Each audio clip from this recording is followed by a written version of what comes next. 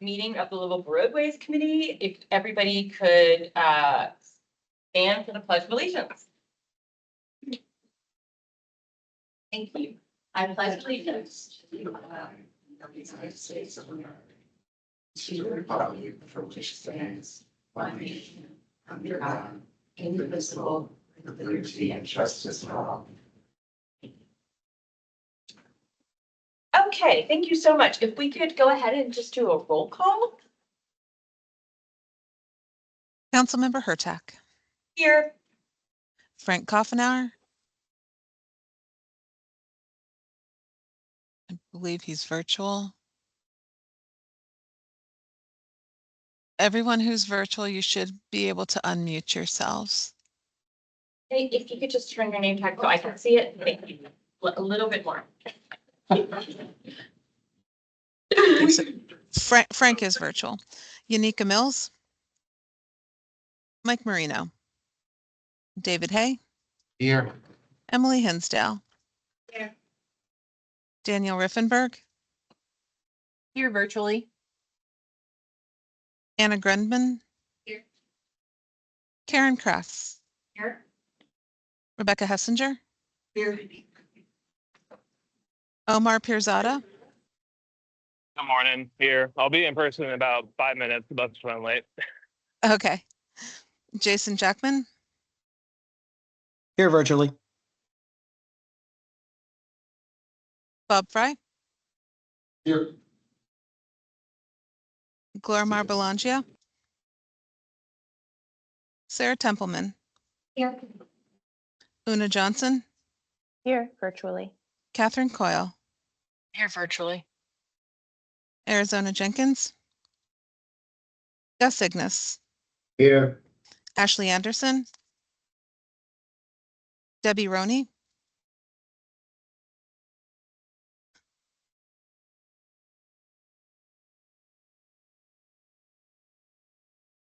I'm counting 7 in person, is that correct? There should be 9.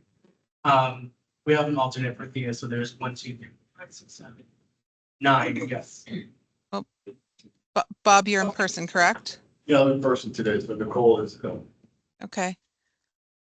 So we can only have 1 voting member from each represented agency. Right. That's gone here. So are we at 7 or 8? 8. Then. 8. So as soon as Omar gets there, it should be 9. No, Is that we actually do have 9. 7, 4, 5, 6, 7, 8, 9. Yeah. in yeah. person? I have Councilmember Hurtak. I have Emily Hinsdale, David Hay. Yep, never mind. That's David. Okay, then we have an in-person quorum. Wonderful. Thank you. Appreciate it. If I could, if anyone has anything to say about the minutes, if not, if I could get approval for the minutes. Second. A motion by Karen and second by David. All in favor? Aye. Any opposed? Okay, motion passes. We have 1 action item today, and it is the draft meeting calendar. And hopefully you had a chance to look at it. If not, it is on the screen. So I don't have anything to say. The draft meeting calendar. It's really hard to believe that we're already thinking about 2025.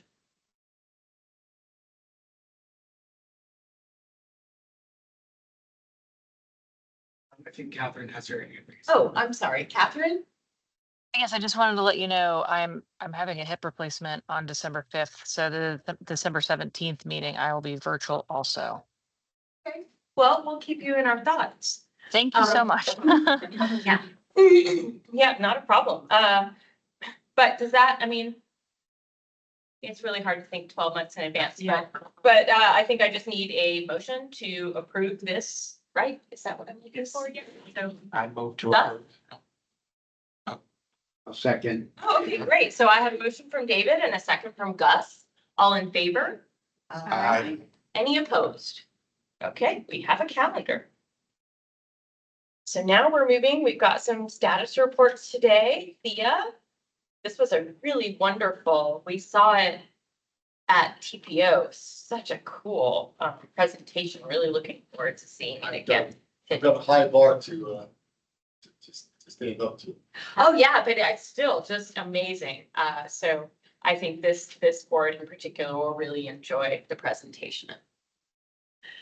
Would you prefer me to stand or here? Up to you. Yeah, I think standing actually, because the microphone might catch you better. And There. and then you can move your- had so much glare that I have to try to up my game here a little. So Yeah. keep up. Well, we won't hold that against you. It's all exciting because, so I don't know how you can be not as excited. So, You should be able to just. Alrighty, my name is Bob Fry, I'm the Director of Planning and Innovation over at the Tampa Hillsborough Expressway Authority, and we're gonna talk a little bit about our view of creating a transportation system for our, changing communities. One of the things we wanted to, notice is it's really interesting. I've been here since 2012 in this position, and the changes in Tampa and Tampa Bay. I mean, I actually graduated from Clearwater High back in the 80s. And been here since 78, so the changes that we've seen that going through with that, demographics. So some of the things we want to talk about is how do we change the transportation system to keep up and without constantly looking at an 1860s and 1850s, model, trying to squeeze it into today's demographics and basically economy. So that's what we're talking about here. And Greg did this, Greg Slater, our executive director, gave this presentation to TBO. And what we're. Okay, so 5 minutes. whoever's got their mic on, if they could turn it off. Thanks. Yeah. Greg's already got me.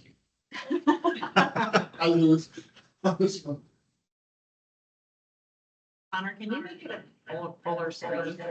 Yeah, we're working on that.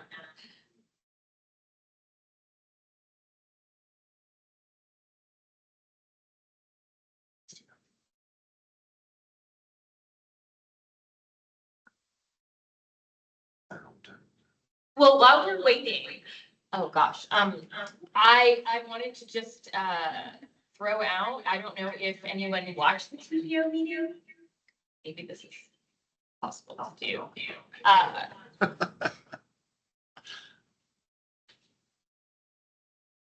But the evening meeting, we were able to. Oh, goodness. Honey, you want me to see if I can find an IT person? Yeah.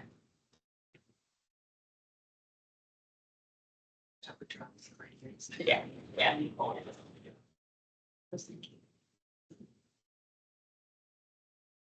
Lisa's listening inside. She's probably working on it. Listen, just.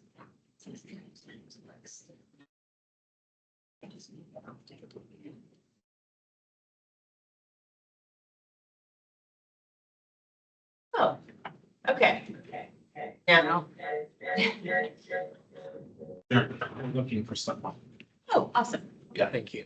Oh, you look on this. Oh,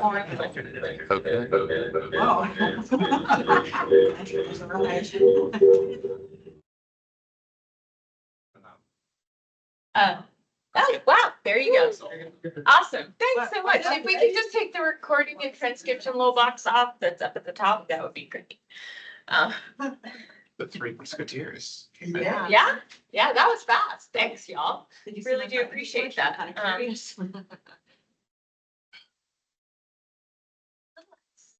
But in the meantime, while they're trying to figure that out, I just wanted to let you all know, and he's on his way, he can probably talk about it later, but the number, Hart did a fare free for 2 weeks after the storm.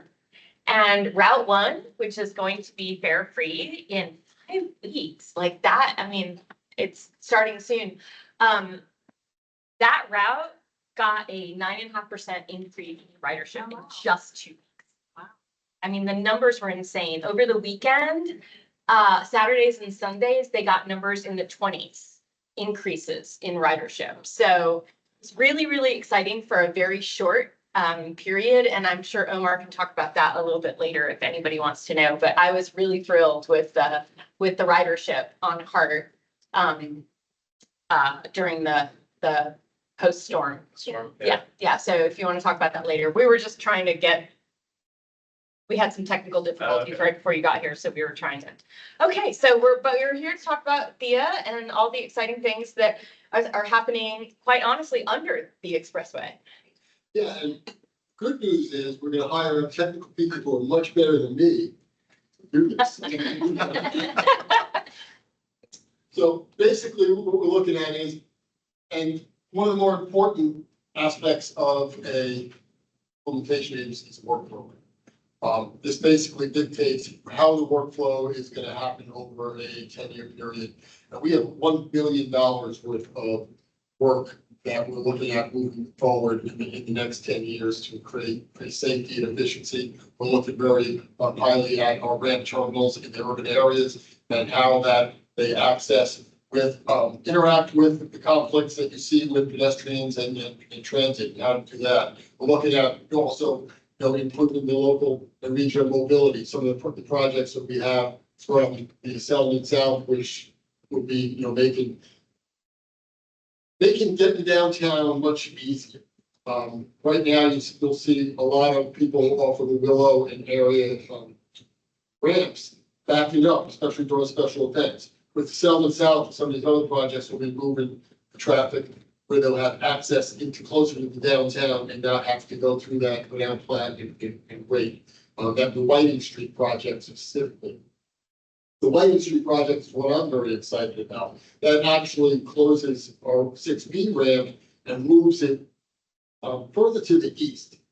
But if you look at the city of Tampa, the development in Tampa has moved to the east with Water Street, the Channel District, Ybor, and what we have down with Amalie Arena.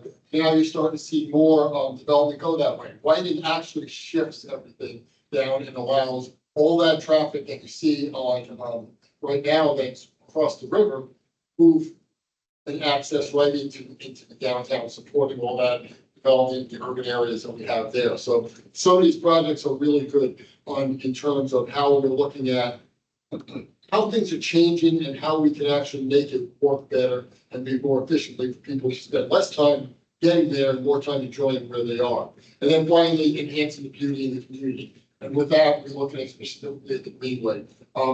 In 2012, we were a bypass project for the Riverwalk. We created the Greenway. We've done little here and there type of things, but Greg is really, really committed to the Greenway being on focus coming forward and looking at that. We have a lot of plans for that in the Greenway master plan, and also how do we make it where people have more options to do that, to move around Tampa, not just use the cars.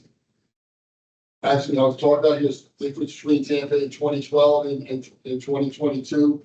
It is a much different place and much more of the growth what we're seeing over the Water Street, billions of dollars that we've seen in there. Sylvan West Extension, that was opened in started that in 2015, opened in about 2019, and that has been a very really good project in terms of when we opened that. I remember standing on the deck looking at it, and Councilman Citro came up to me and said, I want you to do traffic analysis every year. I want to know what does it really work? How many people are we moving? And we've been doing that, and we're showing consistently 40% we're taking 40% of the trips that are on Gandy, moving them above and bringing them into downtown, which is giving the corridor back to the people who live there and the people who need it. That type of concept on that. It's also helped extremely well during evacuations. We have good, data on that as well.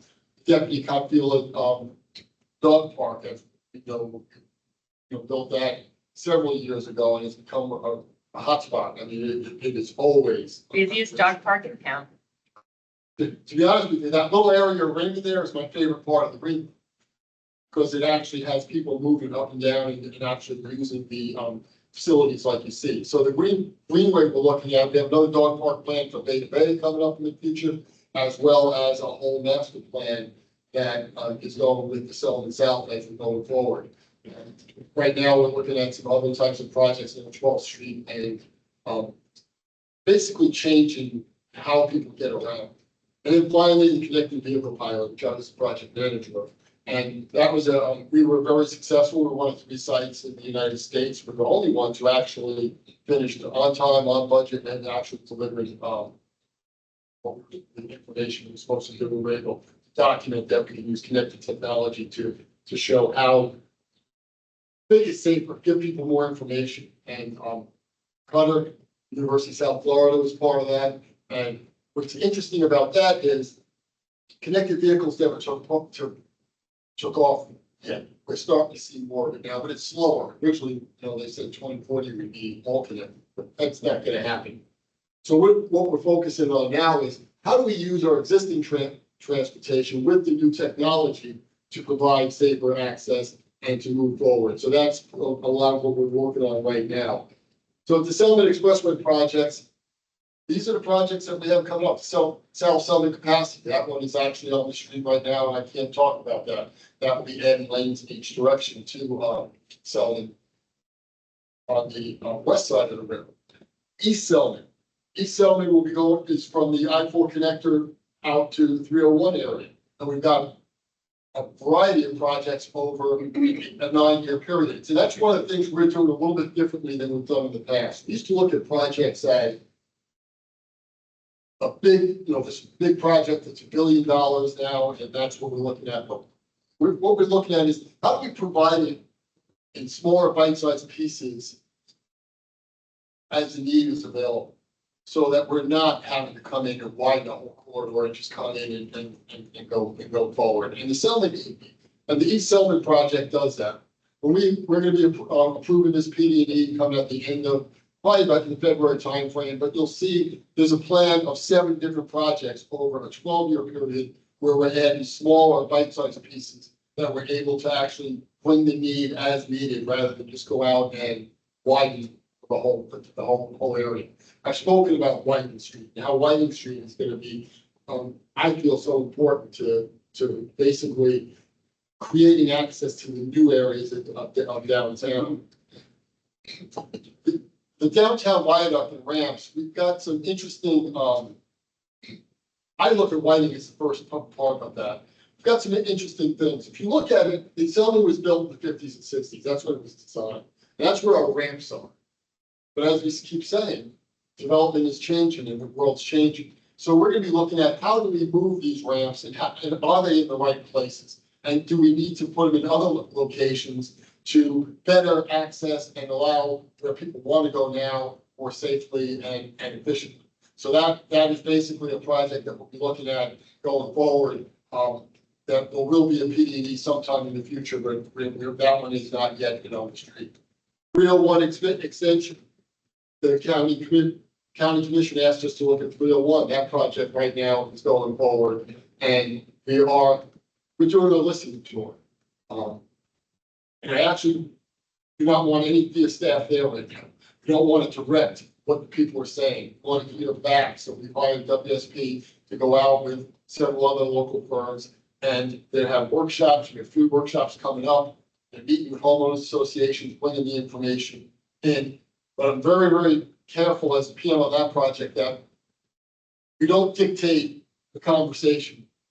First part of this is bringing in all the information, then building it into PD&E. Then we'll be going through a deeper level PD&E, the highest level we can, to find out how to go forward and make sure that those items are brought into it. So that's going on right now, and you'll be seeing advertisements for that down in South County. The Greenway Master Plan I talked about, and underpass activation. That's one of the areas that we're really focusing on coming forward, looking for a lot of grants on that. Connected vehicles and roadway driving safety is always job 1 with us as a road area, and we're focusing more now on the ramp terminals and how that interacts with the urban area and other areas as opposed to just on the main line and at speed. So the underpass improvements we'll be looking at too as part of the Selman South Capacity Project. This project right now is on the street, so I'm not gonna talk a lot about it, but if you notice, look at all the underpasses we have. How do we make them better? How do we make them safer? Each one we're looking at, and did part of the PD&E, had a Vision Zero piece to it to make sure that we worked with the city of Tampa to find out what they needed at those areas to make it safer for pedestrians and bicyclists. So that will be a focus of the Selman South coming forward here. Greenway Master Plan. These are all the sites that we've identified that we're looking at, the features that we want to activate. And we're working right now at putting together grant applications and building in on how do we go forward. We really think that the next RAISE grant that's coming out, the lighting project has a very good job of it, because with all the new development, it will actually help us provide access in and out. And we're providing it's infrastructure. It's 50 to 75 years worth of that.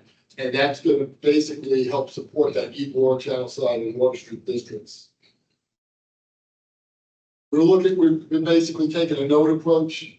If you look at our Greenway Master Plan, which is on our website, you'll notice each different site, looking at the different areas and how do we do it to fit the area that's there, not necessarily trying to come up with a cookie cutter approach. So we're working real hard with the community, and this is something I know some of you here have been involved in the beginning. I always felt the Greenway should reflect the areas that it goes through, not be just one, cookie cutter that we put up that we dictate what it looks like, and that's it. And that's what we're trying to build into our master plan right now. This is the zone one area that we're looking at over by Fried Park. This is very interesting because the Gateway Plaza by Fried Park, when the Selman South is complete and we have to get the overpass work done, we've been working with Tampa General. Mind body mobility is what we're thinking about. We've been working very closely with them on how do we build health and fitness with someone like an expert like Tampa General into an area on Fried Park, where maybe they're doing the classes out there and they have trails that actually allow people to walk up there, use them, and we're working on that. I'm very excited about the Tampa General connection. Unfortunately, we have time because we have to. Construction takes time, and we have to work overhead. Whether or not these actually are like this exactly. Yeah. Please. We want the giant crab. That's like, We yeah. like that. You want the giant We're crab? committed now. Here, so you if you look in Japan, there's a giant crab that they have. That's where that came from. The landscape architects. Just tell us of the giant crab. So try to keep it light. Zone 2, we're looking at here is the pedestrian passage central area.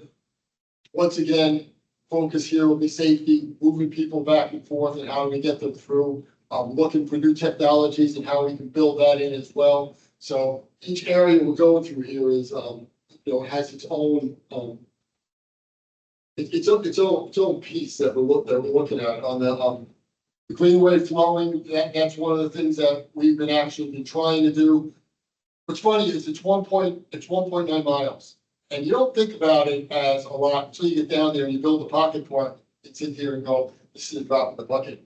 I actually had that moment when we built one of the areas that we've already improved. So it's going to be a strategic 10-year plan that we're moving from year to year through trying to to get this done. It's just such a lot of space underneath. So for 12th Street Park, this one here is one of my favorites, because when you look at these projects in transportation, we have a tendency to think of them as individual projects, that they're just standalone one-offs. But if you look at the Selman West extension to Selman South expansion to Whiting, that moves people to the east. Now you've got Water Street, Channel Side District, and Ebor. 12th Street over by Fort Greens Fields and the new Gold's Gym is right at the elbow of that connection. All these projects move people into downtown, allow them access to all the development and all the investment that's been down there. And this provides that pedestrian piece, that elbow piece there. What I'm really excited about in this one is how do we take basically a drainage pond and turn it into an aesthetic feature that still functions and functions better than it does right now. And that's gonna be the real goal of this project, to expand the amount of drainage that we have in there that allows these areas to drain better, but look better at the same time. And I've worked early in my career in Texas, and saw a lot in the Fort Worth area and some of the stuff that they've done out there with the drainage and aesthetics, and how you turn those areas that look like a dry riverbed when it's dry, but a raging river when you have the water, and it adds to the community. So that's one of the things here I'm really excited about this 12th Street, is the connectivity to Ybor down into Channelside, and how do we turn infrastructure into aesthetics that functions better. Then we're looking over here coming into Ybor. This is the one area we really haven't done a lot in. We've been coordinating with the YCPC a lot.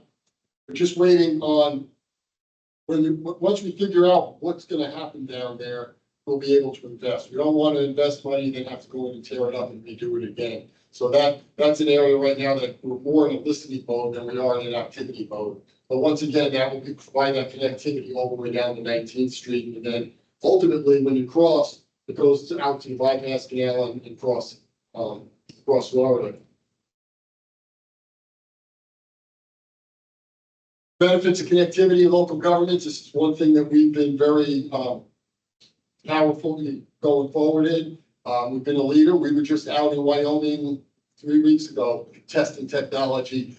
This time though, testing vulnerable road user technology and working with vehicles on how they actually interact, and being able to put information into the vehicle as well as on the street for pedestrians. So we have a lot that we're working on that. And we have some great partnerships coming forward. Right now, we're gonna have working with Audi and a couple, but this is more on the next project. It's more bike scooters.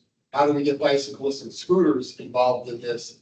And we have a company called Spoke we're working with that has a device that we're looking at. How do we do the V2I piece and they do the vehicle piece? So hopefully you'll be seeing that. I want to do a demonstration coming up this winter with that project, and I'm sort of excited on how we build that into our connectivity. And then finally, we have wrong way driving countermeasures. We've been investing heavily in that, working with FDOT. It's a big problem in Florida, and how we can do that, and not only identify when we have a wrong way driver, but get information up and down the street. And we've working very closely with that. We're starting to get, right now, the first one's going out, and then we're gonna start to, put those on our ramps as well. One of the interesting pieces of this that I want to say is on our PD&Es, is that we've been having them add a technology piece on the ramps, where we're getting warnings upstream of pedestrians. We're getting warnings from when we're getting mainline backups, where the ITS is working with the signal system to flush and to clear, so we don't get those high speed, wrecks that can be catastrophic. So we're working with that and building that in, where we want the designers and we want the contractors to come up with solutions on that, so that we can actually get that information out and build it in. Whiting project has a lot of that too. Striping that makes it look like it's more narrow than it really is, to make it, feel more uncomfortable when you're driving fast, a higher friction course, which engineers say that, which allows to stop sooner in the areas down there. But those are technologies plus the wrong way driving on the on-ramps that we're building into our projects and looking at and want to put out on, to the private sector. How do you solve these problems? This is the things we're looking at. What do you got? And put that as part of the selection. So I think that's a sort of an exciting change that we've seen, I'd say, in the last 10 years. Then finally, we do have some real estate analysis that's coming up. The area by the flour mill now, we're looking at going there. We're working with the company on how to maximize the potential of that real estate holdings, basically to, looking at the evolving needs. And that one will be going forward, and how that is handled will be determined by our board. But at the same time, we are doing a full analysis and looking at what is the best use and how can we use it. And some of it includes green space, some of it includes, development leases and things along those lines. So it is going to be an interesting outcome on that. This is why, our area of our strategic point, serve, invest, excel, and transform. And that's what we're hoping we do with these plans.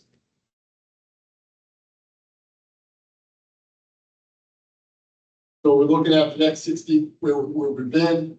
We're looking at going on the expressway. We're looking at how we move forward, becoming much less transaction based, more customer based. And we're trying to integrate this in the community. And that's some of the things that we've been trying to do this last strategic plan and moving forward. And I'm hoping that we're going to see how this is, I'm hoping to see, this next projects, how they come out.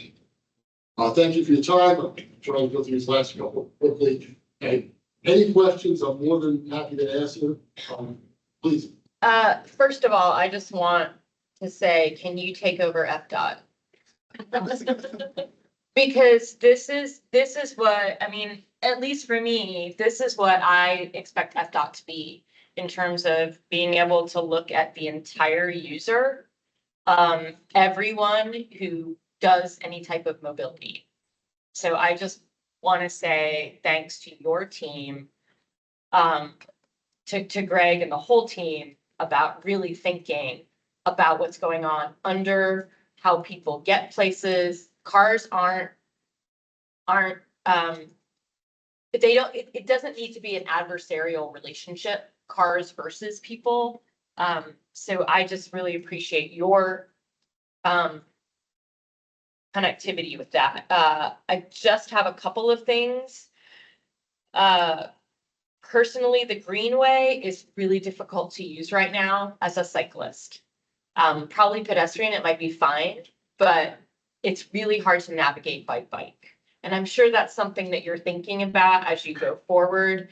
But it's not only the stops with the streets, it's the ramps down to cross. It's all of that. So I'm sure you're going to be thinking about that, but I wanted to just add that back to your radar. Real good point on that, because what we're finding is 10, 15 years ago, multi-use was much more than everything. We were looking at 15-foot multi-use paths, thinking that we can have the modes sharing. Now we're seeing more into cycle tracks and moving in, the city has committed to that. And so what we have with the Greenway is sort of a hybrid that works well for pedestrians, but not so much for bicycles. Now the city has a cycle track, so connectivity to becomes even more difficult. You're making some really weird cuts to try to get on there and things like that. That is something we could do better and need to work on. So yeah, I think that is definitely a point going forward that we need to look at in our master plan and talk to our like on the Whiting Street project, we're building a cycle track. The Whiting project, I love. Sorry, tells me my favorites. Yeah. When they asked how do we design Whiting, well, Cumberland and Whiting were supposed to operate together as a mirror system to take the place of Lorraine, which was big, wide, wide loan. We have bike paths on each side, and getting connectivity to the rest of the system does become a bit more of a challenge. So that's a good point, and Nicole is here from WSP taking notes, so we're going to definitely make sure we get that in.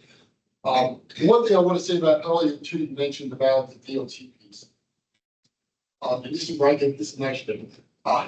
This is the value of a local independent toll authority, where we're able, we are the Hillsborough County, this is our home too. So we don't have multiple counties that we're dealing with, so we're able to really focus on our system and to do that. And there's toll authorities around the nation, we're not, unusual in that. I'll never forget when I was working in Wisconsin, when I drove the Illinois tollway for a storm, they had plows marked every mile with the lights on to let people know you're getting home. We're taking care of you. We got it under control, because that's their corridor. That's what they're able to do. So that's the value that I think that a toll authority brings.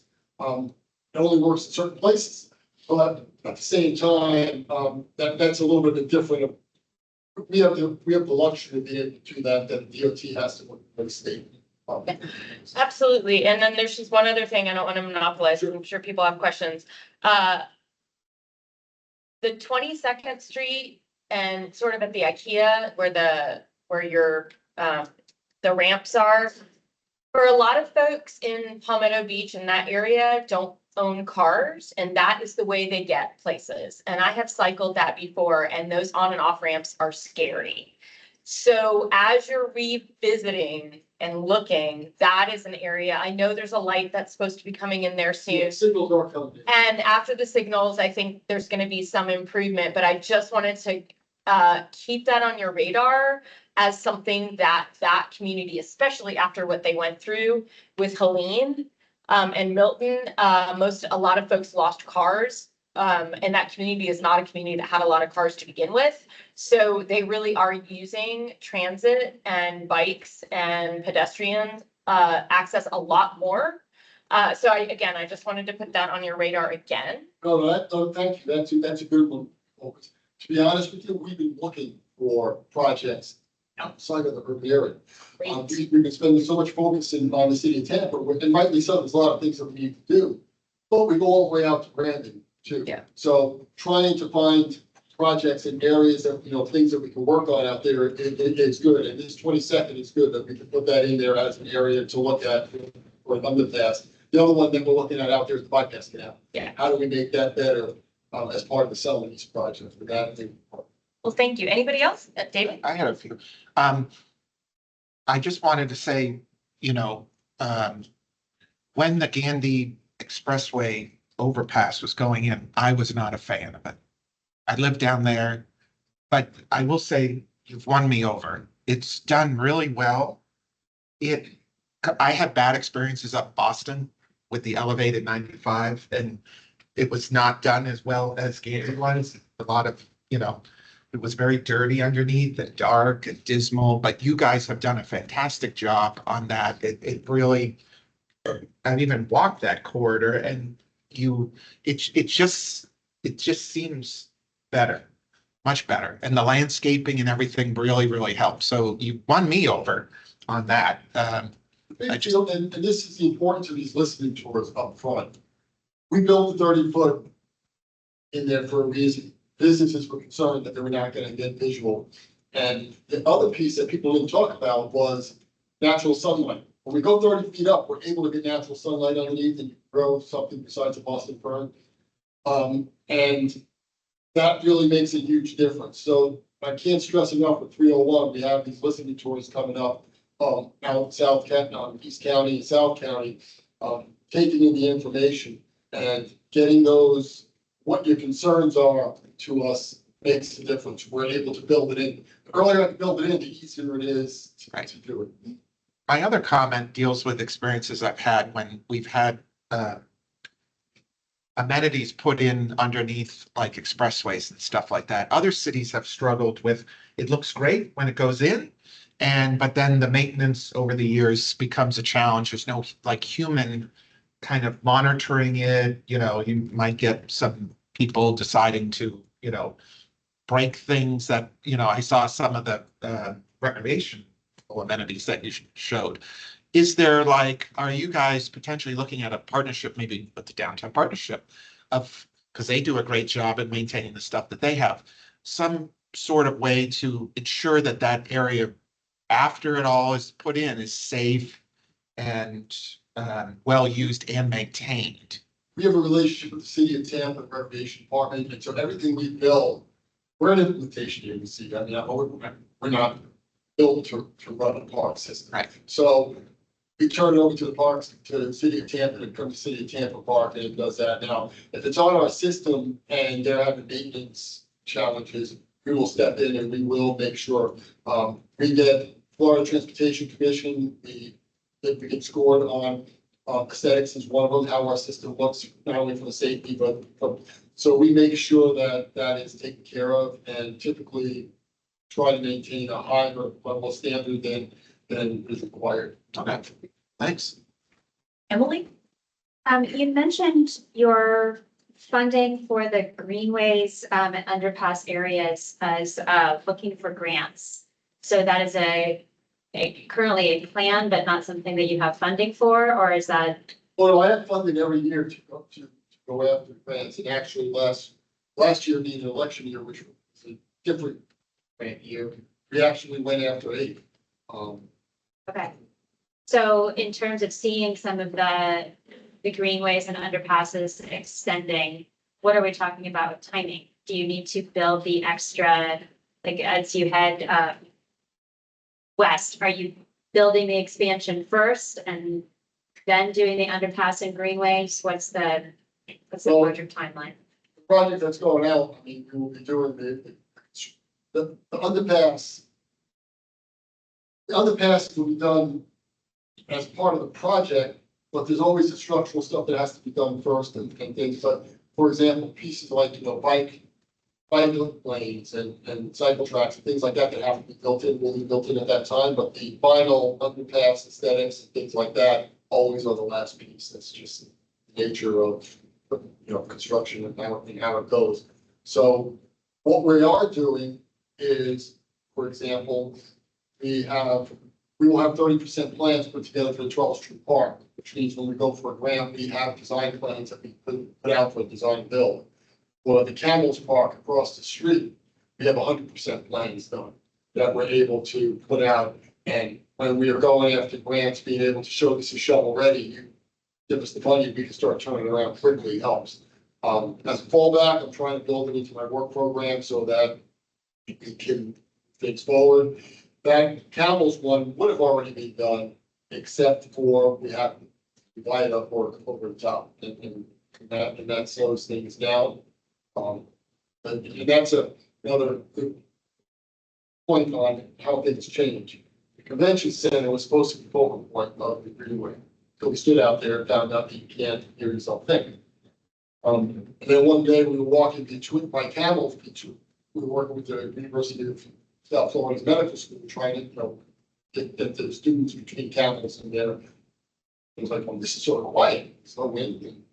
So now we've got a design for like a plaza for people to be able to come in and actually talk across from there.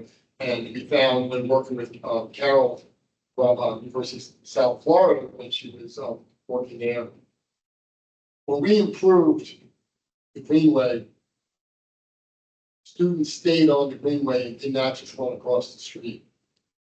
So the more improvements we can do in that area, the more likely we're going to keep people on the system and out of the conflicts with the vehicles and those things. So that is an example of something that's ready to go. As soon as we can, we will be, doing it. And we're going to continue doing that like the Bay to Bay and some of these others, so that they're ready when we can go. Yeah, I believe it's Bay to Bay and then El Prado and Euclid and Andy that I've met with your group on for school connectivity, that there are quite a few schools that use those pathways. And that remains a challenge.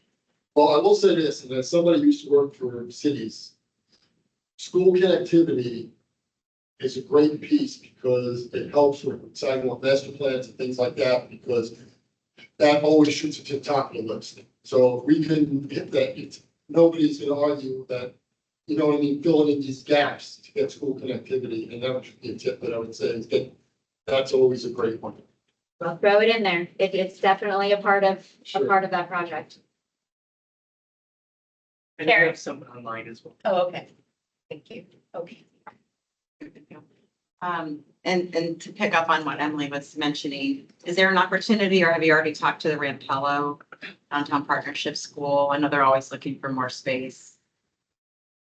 Really don't Partner with know them. Okay. about that, but as part of the lighting project and part of the greenway, we definitely can. The Okay. partnership wants to set something up. Yeah, and okay. actually work with young areas. Okay.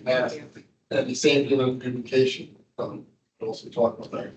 But That Rampello is right next to that last piece you were talking about, the big empty or the real estate you're talking about. So I think that would be a perfect place to do that connectivity.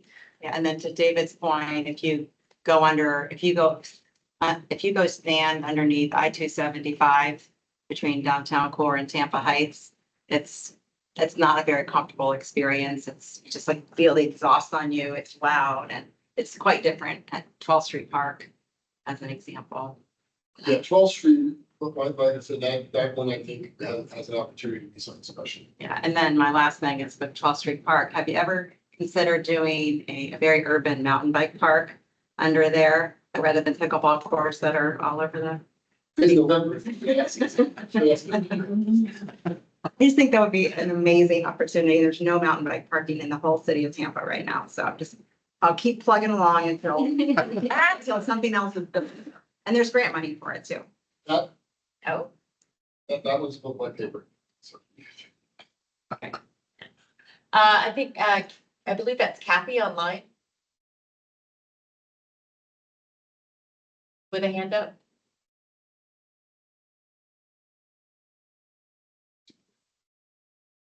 You're muted if you can hear us.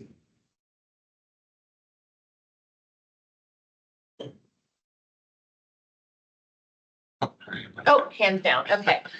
So anyone else? Yes, Gus. And I mentioned this to Nicole before the meeting. What about the incomplete trail from the K Park to at least 56th? I mean, it's, you end up in the middle of a swamp and you just have to turn around.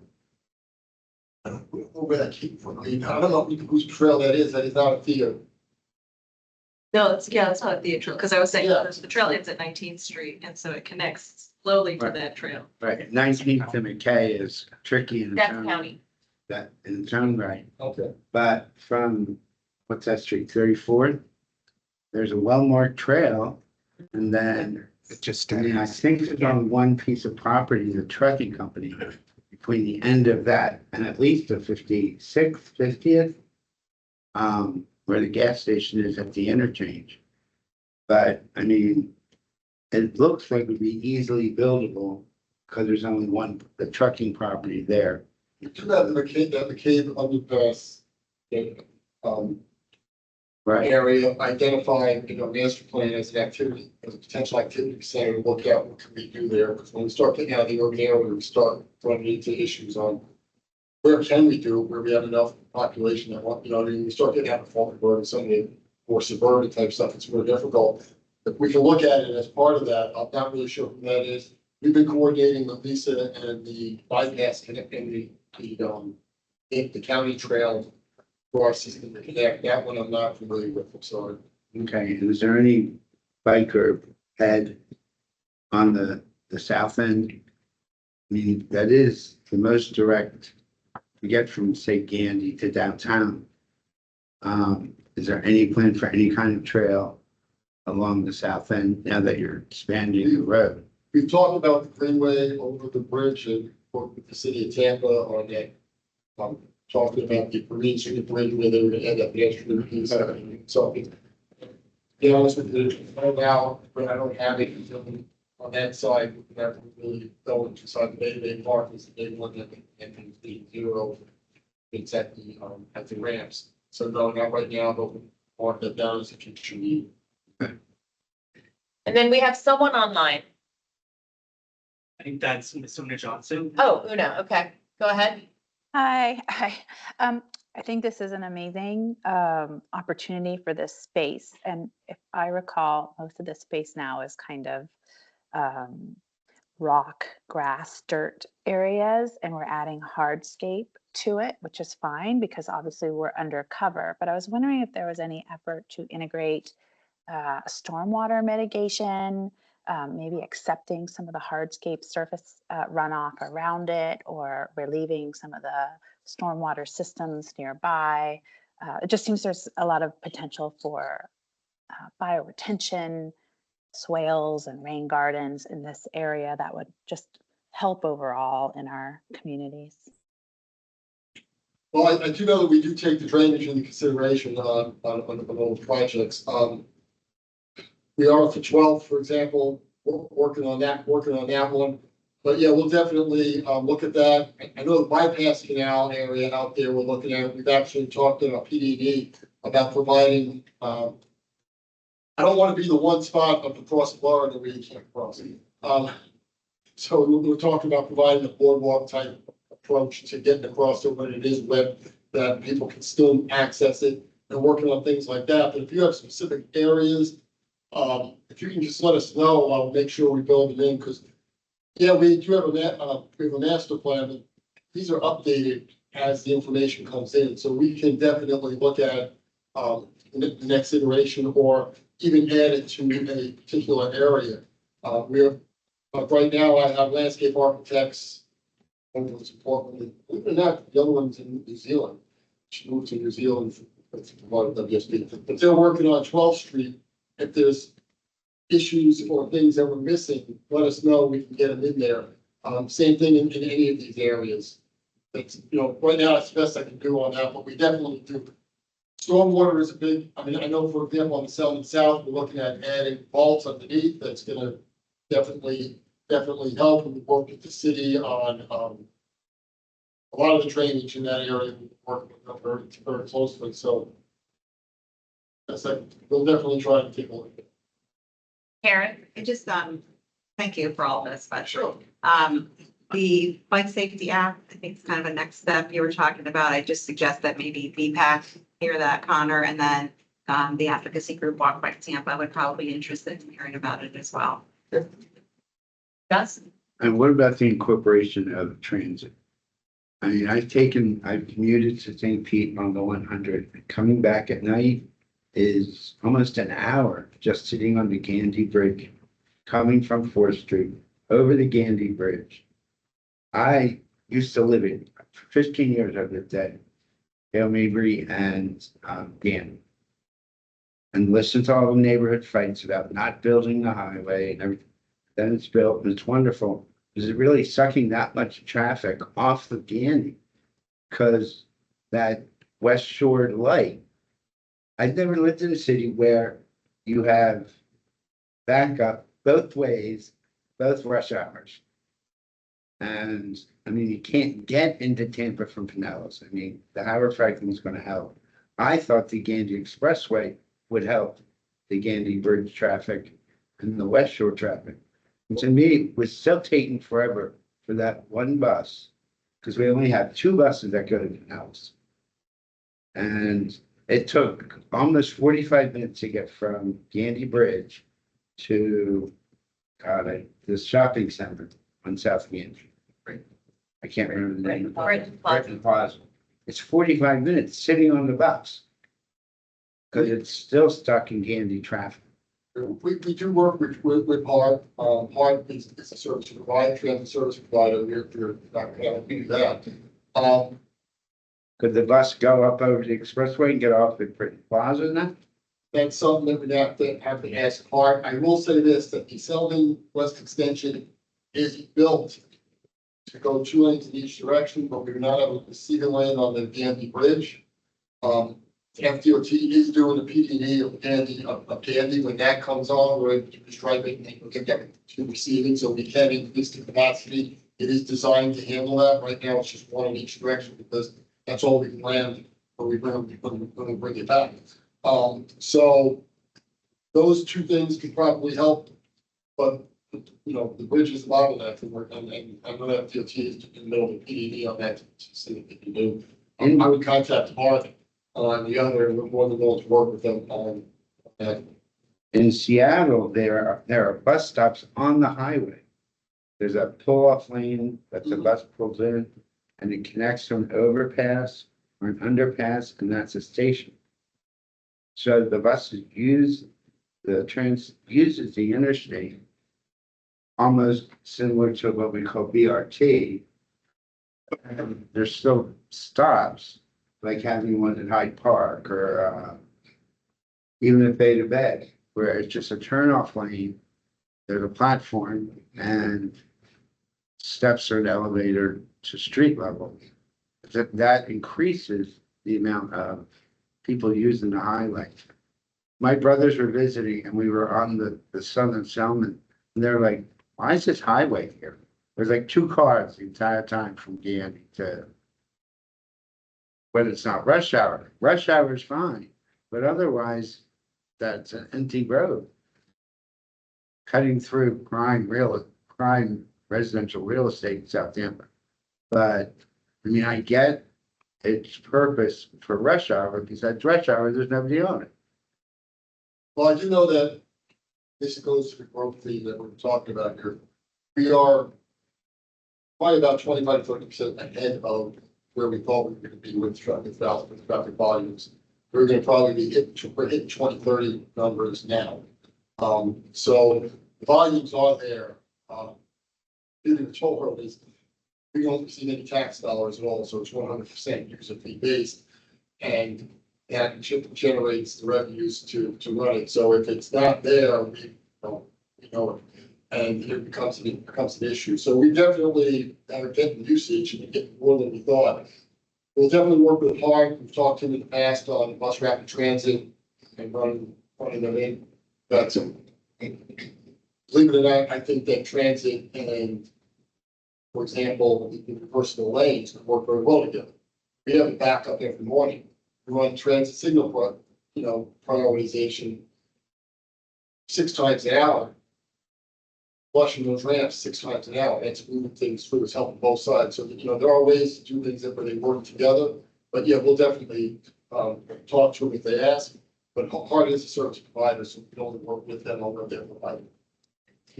Okay, so we have a couple of other things. Thank you so much. This was a wonderful discussion. Thank you, and now that I've blown your agenda. No, thank you so much. That was enlightening. Next, we have the Tampa International Airport Master Plan update. Hi, yes, thank you. This is Sierra Lepore. Give me just one moment so I can share my screen.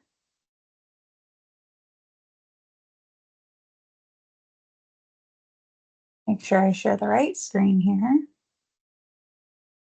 Okay, can you all see my screen? Yes. Okay.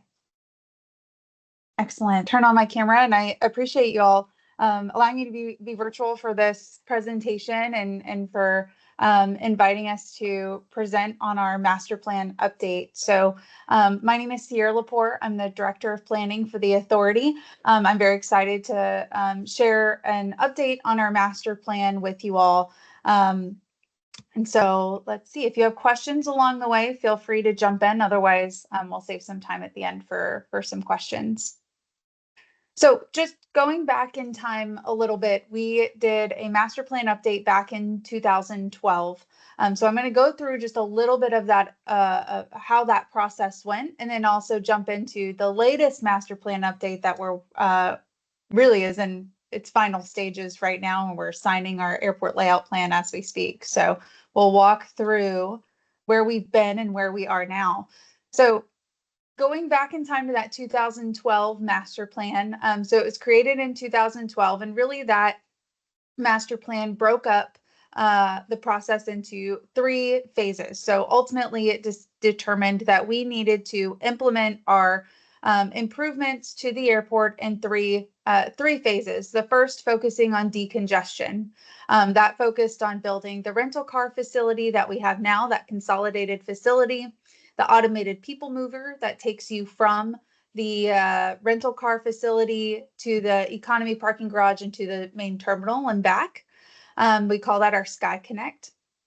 And then also the main terminal expansion and concessions redevelopment. So it was really important that we did the decongestion portion first, because we would hate to build all these facilities and then all of a sudden we're trying to tackle congestion after those projects were implemented. So we focused on decongestion.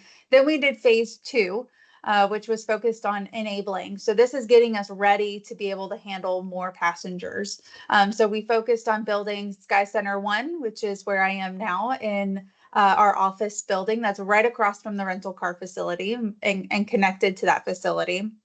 The curbside and roadway expansion, this is pretty much complete. We've completed our blue side express lane. We're working on our red side express lane right now. which is really essentially if you are not checking a bag, you can be dropped off on that curbside and take an escalator right up to the transfer level, so you don't have to navigate your way through our ticket level where you would drop your bags. So that just kind of gets passengers. It's kind of somewhat related to decongestion, but really enables us to be able to process passengers and get them through their journey most efficiently. And then we also constructed a central utility plant. So really bringing our plant into one location that will provide that power and efficiency for where it's located. We also incorporated some sustainable design into that. We have a nice waterfall with some lights when you leave the after you drop off a passenger. So it was a really nice design. I always say if you ever get a chance to tour this facility, and do one of our sustainability tours, they take you through that plant, and it just reminds me of a Willy Wonka factory, just the way that it looks and feels and all the colors. So it is a very, very unique facility. And then moving from there is where we go into our phase 3. So this is our expansion and really focused on our Airside D project, which I'll show a little bit of in just a moment. But that is our newest airside, will be our newest airside that we've constructed in the last 20 years. So it's very exciting. It's a big, it'll be a huge milestone for the authority. We're focused on breaking ground to do some apron and ramp work in the next month or so. So we're very excited to bring in and have this as our international terminal, moving from our previous airside F and moving all our international flights to this new airside. So just talking a little bit more about airside D, you can see we're kind of facing the south west here. You can see St. Pete kind of way in the background. But here's our main terminal in the middle. This is airside C. We have airside A down in the corner, airside E and F. So airside D is going to go right where this blank space is on the apron. And this will be our largest airside. It's basically double the size of airside C, which is right here. So it will be our largest airside. It'll have 16 gates. So it'll be able to accommodate domestic and international air traffic. So it will have an FIS facility that for international passengers, if you're traveling internationally, that's where you will go. And I'll show you a couple renderings of what the space will may look like. But we are planning to break ground sometime in the next month to do some of the initial ramp and pavement work out here. You know, while there is pavement, there's still some work to make sure that it's reinforced. We have all the electrical, water, all that we need out there. So there is some work there that needs to be done. And then we're planning to open airside D in late 2028. That's the goal. So we are looking at a total project budget of $1.5 billion. So this is a big investment for the authorities. So we're all hands on deck really to make sure that we are constructing this and getting it done on time. So this is just a couple renderings so you can see what this may look like. If you were to look at this overhead, and this has really gone through several iterations of throughout the design process and the layout and what the shape may look like. But if you were to look at this overhead, it almost looks like the shape of Nevada. We like to come up with some unique names, but you can see really the kind of what the shape of this may look like. You know, we have our FIS facility where you would go when you're an international passenger down on the bottom on the ramp level. And really the idea of this is to allow a lot of daylighting in. We want to be able to guide our passengers through this space and have it very intuitive. We have some clear stories on the other side to allow more daylighting into the building. So you can see just kind of this is where you would come in from the main terminal on our on the train, the little people mover. And we are planning on having glass boarding bridges, which is also new for us. We do not currently have any glass boarding bridges. So right now, when you fly out, you walk through a metal tube down to get into the plane, but this will be a unique approach. And there are other airports out there that are also doing this similarly, that it just really provides a unique perspective, and, you know, passengers will feel a little bit more open in there. So as I mentioned, this is our first airside in nearly 20 years. It's basically a 2-level airside that will have a mezzanine up top. Will be 2 airline lounges is what we're planning on. It will have the FIS, that International Passenger Processing Space. We'll have new shops and dining locations similar to what we have on other airsides. We have a pretty set standard for how we like our concessions program to operate. So we'll be following that as well. And, you know, this will really help Tampa and help the airport be able to serve up to 35 million annual passengers by 2037. So we're planning ahead of time. While we're not there yet, we want to make sure that we have this facility in place so that when we reach 35 million passengers, we're able to accommodate and we're not, you know, we don't feel like we've run out of space. So you can kind of see on the right-hand side, just as an overhead, like as I said, this is our largest airside.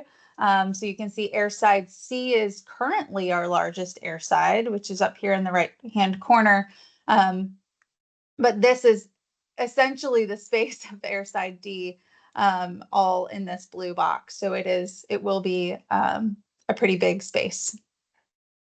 You can see it's nearly double for what we have for airside C over here. Here's just a couple of renderings of what the space may look like inside.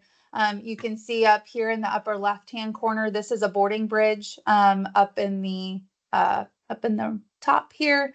So if passengers are coming through and they're domestic passengers, they can walk straight through into the airside space. But if you are an international passenger, you would follow this ramp down and go into the international processing facility. So really, we wanted passengers to be able to experience the space and have that daylighting and have all these nice windows so that people don't feel too closed in.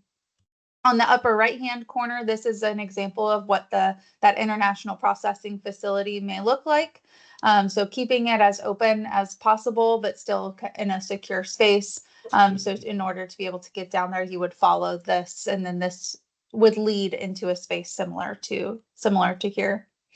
In the bottom left-hand corner, you can see what the main portion of the airside may look like. There's some real nice plants in here. We have a robust plant landscaping program that we make sure we incorporate into all of our facilities. Our concessions, strategically placing those throughout, and really trying to use daylighting and natural light to guide passengers through the space. And this is just another view as you come out of the TSA checkpoint and you've gone through security. This is essentially what you may see. And you can see, you know, there's a concessions here, and there's some restaurants and other concessions over on the right. So you kind of walk into a more open space. So just talking about our evolution of design, really the things that we were focused on and our core design elements are we knew we needed to have 16 gates. We could not have any less. When we did our master plan, we said, nope, we know we need 16 gates, and we need to be able to accommodate international traffic. So that new FIS facility was really, really important to us in making sure that we were using industry best practices and understanding how passengers move through the FIS efficiently, and making sure that, you know, what we had in airside F for our current FIS facility, you know, we followed similarly what we have there, but we're incorporating new design elements into that space. And then we also have, we set very high standards here at TPA. So we, of course, have to make sure that in our design elements, we're meeting our internal TPA standard. The design principles that we focused on were making sure that our needs were met. We didn't want to build something and then it didn't meet our needs. It didn't meet the passenger level or the operations or the type of aircraft that we need. It needs to be efficient. We want passengers to be able to move through the airside efficiently. And then also we want to be fiscally responsible. So while this is a very big investment, and we want to meet our TPA standard and industry standards, we also want to make sure that we're doing things in a financially responsible way. So we are mindful of that as well. So that kind of brings us through that 2012 master plan, and we're still working through that last phase with Airside D. But we update our master plan every 5-ish years or so. And so we did another master plan update in 2022. I know that's not a full 5 years. There was kind of an interim update in 2016, but it wasn't anything substantial. So we did a more substantial update in our 2022 master plan, which is being finalized as we speak. So this really focused on a few goals. One, we knew we needed to formulate our 20-year forecast for operations and passengers. So that was done. And that's a requirement of the master plan. We identified newer and emerging technologies and trends. So making sure that we're understanding what new technologies are coming out there. We want to build our spaces and ensure that we are being mindful of not just what we have today, but what there could be in the future. And then also making sure that we are looking at our existing airfield capacity. We have 3 runways right now, 2 parallel runways, which are our primary runways. And then we have our crosswind runway, which is generally used by our general aviation facilities primarily. But we did use this time to also revalidate the Airside D plan to make sure that it was still the right time to do Airside D, and to make sure that the 16 gates still made sense. You know, what I really value about the organization here is that we don't just build to build. We make sure that it's the right thing to do and it's the right time to do it. So that was part of this effort as well. We also validated the terminal, the roadway system, the curb sides, making sure that it would be able to accommodate that 30 some million passengers. And then we also assessed other needs and opportunities for other capacity enhancements. So I'll show you a little bit what those may look like.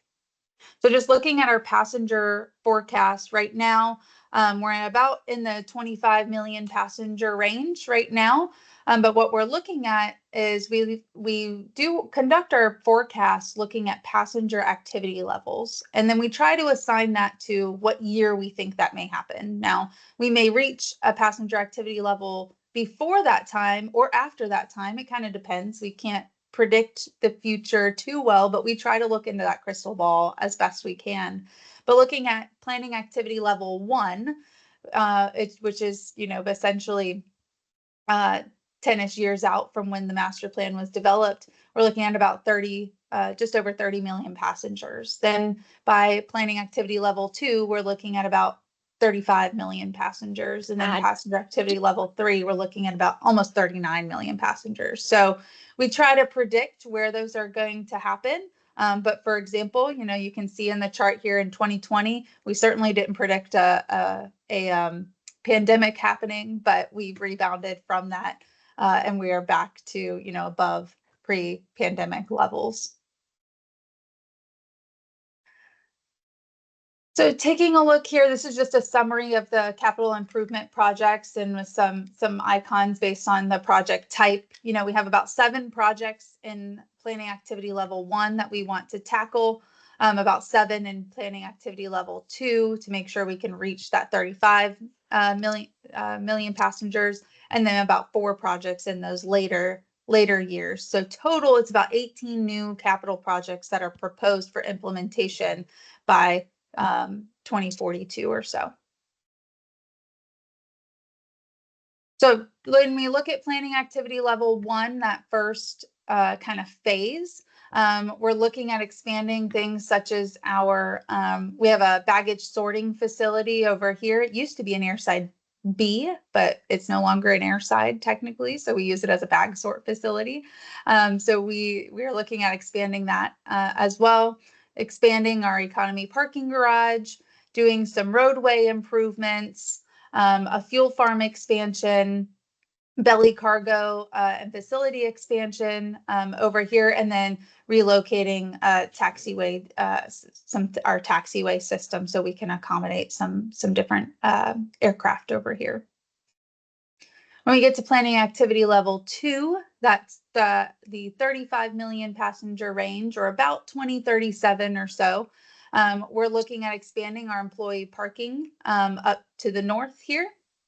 We're looking at doing potentially a ticket level expansion and modernization project, baggage and a baggage claim expansion as well. We're kind of evaluating those right now to see where those fall. Some additional roadway improvements, expanding our fuel farm even further. And we just have some other, really the roadway improvements are to make sure that passengers can flow, easily get in and out. And then the last phase here, which brings us to about the 2042 time range. That's pretty far out there. So this will certainly all be reevaluated before we even get to that time frame. But there's some additional roadway improvements. We're talking about potentially making this back into an airside, this baggage sort facility, transitioning it back into an airside, and then also adding some additional public parking with a connector to our Sky Connect, that automated people mover that can bring you back and forth to the terminal. So there's a little rendering down here on the bottom here that you could see. So just some other enhancements that could be done, not necessarily given a specific year, but could be done later on in the future. Looking at some taxiway improvements just to accommodate different type of aircraft, new air cargo facilities, other taxiway improvements. There's some, shoulders, and depending on the aircraft that are using the taxiways, there might need to be some improvements, and then extending another taxiway to accommodate aircraft and some other future development.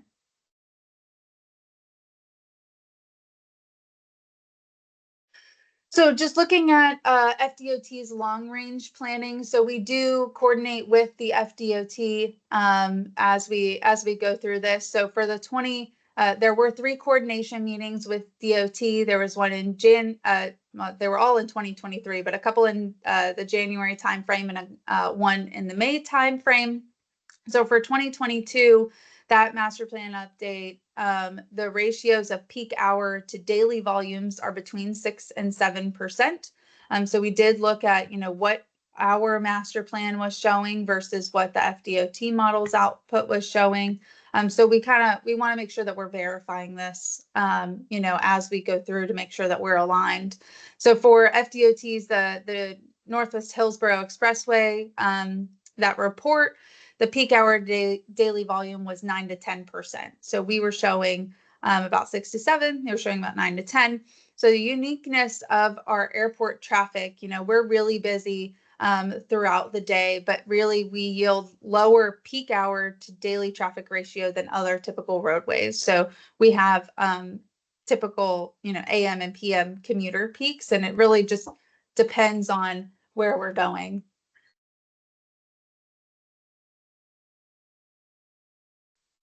So just looking at our sustainability initiatives, we have our mission statement, which is to create a sustainable and resilient organization through intentional and responsible leadership, empowerment, and action. So we're very adamant about making sure that we are meeting our sustainability goals. We did just recently update our sustainability management plan, which was done earlier this year in 2024. But that includes our mission statement, our vision statement, which I really value that, we focus on being an innovative leader throughout the industry and really trying to inspire that action within the Tampa Bay community. And we are very involved in the community in a variety of ways, not just in events, but being involved in local organizations and groups to make sure that we are all aligned in where we're going. So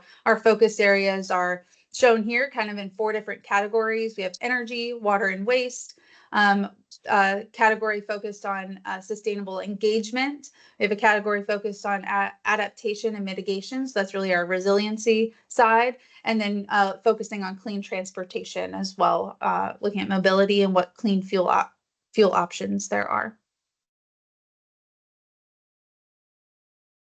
So that brings us to the end. And if there's any questions, I'd be happy to answer them. Thank you so much for the presentation. David, you had some questions. Yeah, I have a few. Regarding the new air side, Yes. this may be related to my other question. It seems like just from the rendering that there's a lost opportunity there, either for like green roofs and I was in Denver recently and their airport had a patio that in the air side that was like the place to be. There was a line to wait to get out to get some fresh air while you're waiting. It didn't seem like there was any opportunity in this air side to have any outdoor interaction. And then you've got that huge roof that doesn't seem to do anything. It's a good question. Yeah, that's a good question. So it's tricky when it comes to air sides, and I know airports do this, but it is a little tricky when it comes to outdoor space. One, to make sure that it's secure, because now you are on an air side and there are aircraft. But we do have some in our lounge space, some area here that you can see where you can sit outside and you can see the aircraft. So there is some connection to the outdoors that we are looking at, and we're still in the design stage, so there's still opportunity to understand where that can interact. When it comes to green roofs, that's really where the trickiness comes to be, because where green roofs, and I am a huge proponent of green roofs, I love seeing them. It's tricky at an airport because we are not a fan of wildlife at the airport. And so where we don't want to attract bugs, which attract birds, which could hit airplanes. So it's tricky. And I've seen airports do this, but especially in Florida where we have so much wildlife in the area, and we have a robust wildlife management program that we focus on and really make sure that we are being mindful of the wildlife and of the space, but also, it's about safety too. So when it comes to having a green roof, sometimes that can be a little tricky where we don't want to attract wildlife that could cause challenges and impact safety. Well, that makes total sense. So now I get it. The other couple questions related to, and you touched about it, I think, on one of your last slides, the carbon footprint of the airport. And is within the master plan, is there a goal to reduce the carbon footprint or get to a certain level, even though the flights are increasing? Is that it? Yeah. So we do track our greenhouse gas for our international airport and for all three of our general aviation airports. Now there's an industry goal to reduce by, I think it's by 50. Oh man, I think they want to be net zero by, gosh, I don't know, 2050 or such. It's a pretty strong goal, strong goal to have. But we do track all of that. We do participate, and right now we're the only airport in the state that participates in the airport carbon accreditation program. So you basically there's various levels to that. And basically you move up a level when you show reduction and you start tracking more things. So right now we're the only airport in the state that does that. So we do track. We have not set a goal to be net zero by a certain date. We are doing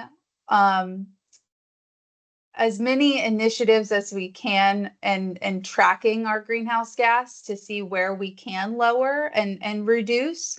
It's tricky when, especially when we track that, because aircraft don't necessarily count within that calculation. So there's scope 1, scope 2, and scope 3. And scope 3 is really those emissions that are outside of your control, which would essentially be your aircraft, right? We can't tell aircraft you can't come here unless you are electric or use sustainable aviation fuel. There's regulations that we can't put that into place. Plus, the aircraft industry is not ready for something like that yet. So we do track all of it, and we're very committed to reducing our greenhouse gas footprint. We haven't set a net zero target or a target with a year associated with it at this time. But we are continuing to do to implement our incorporated into our sustainability program. We've done an EV master plan most recently that we just completed, where we're looking at where we can put EV charging stations. We're looking at now we're moving into the next phase where we're focused on our internal fleet and where that can where that will go for our internal fleet, how many vehicles we want to transition, how many charging stations will we need, and such. So we are finding opportunities where we can to reduce. Awesome. Thank you. One last question. Sorry, I promise this is the last one. Okay. How is the airport? Well, this committee's very hopeful that someday we'll get some more robust transit than we have currently. How is the airport, like, is it reserving property for potential if we ever get light rail or something? Mm-hmm. Or I remember when there was the West Shore intermodal facility that you were going to get off at West Shore and then ride something into the airport. How is the airport, if the community is ever able to really get their act together, how is the airport planning for? Yeah. No, that's great. That's a great question. And I can tell you, being a Floridian, a native Floridian, I am excited about the opportunity to have other transit options, because it was not something that I grew up with. So this is it is certainly something that's been in conversation. The intermodal facility is still something I think that's out there that is a possibility that we are engaged with. The rental car facility was actually designed and built to be able to bring in light rail should we ever get rail to the airport. So whatever that may mean. So there's a space, and we don't usually like to have empty space at the airport, but there is a space in that rental car facility that if you're in there, it's quite empty on the southern portion of that building, but that's because it was intended to be that if we ever got rail into the airport, that we had that we made sure that we had that connection, and we would be able to accommodate something of that nature. So it's something that we've been thinking about and making sure that we we have the means and can accommodate something like that. And there is still conversation out there about rail to the airport, and we're here to talk about it. And we've talked to some other folks about whether, about that intermodal facility, or, would rail come in, how would transit come into the airport? So there's certainly conversation out there about it. Well, thank you very much. I didn't know that, so that was awesome. Anyone else? Karen? Yeah, to pick up on David's question, and first, big fan of the airport. And I do wish I could walk to the air sides instead of taking the little shuttle, but just to get some more out. You can, outdoor it's time. just outside. I don't know that you want to do that. No, I do. It's longer than you think. We had to do it once, and Yeah. you're like, oh, and then Yeah. halfway there, you're like, oh, this is further than you really thought it was. But my question is regarding bus transit. Sure. Back in the day, the Route 30 used to go right to the terminals. And now you have to go over to the Conrack. It just adds so much time that it's a real disadvantage, I think, taking bus transit to the airport. And I wondered if that was any conversation that maybe at least some select few buses could go right to the terminal, because it Yeah, adds 15, 20 minutes to your trip and it's just really Right. disadvantaged. yeah, that's a good question. And I will say that, I'm not as familiar with how that decision came, but here's where I think I will certainly follow up on that question. But here's where I think it was probably going is I think that may have been part of that decongestion portion that we were talking about. So when Yeah. we have buses coming into the terminal space, that's just larger vehicles going through that Sure. space and causing congestion. So my gut is telling me that, and that was, I will admit, before my time here, and that was, I'll follow up on that question, but my instinct is telling me that that went along with the development of the rental car facility to alleviate that congestion. And now, would imagine that there would have been conversation about, the pros and cons of doing that. Yes, it adds time, where will we give and take to make that decision? So I'll follow up and find out some more information on that, or if that's been, if there was ever conversation about going back to having a stop at the terminal. But that's just where my instinct would go, is at that, it would be No, I part of got- that rental car development. That you're right, that was the conversation. Okay. And that all logically makes sense, but if our community is going No, to I hear you. prioritize transit, I hear I know you. you get the point here, so just putting in No, a plug, thank you. No, I appreciate that. Thank you.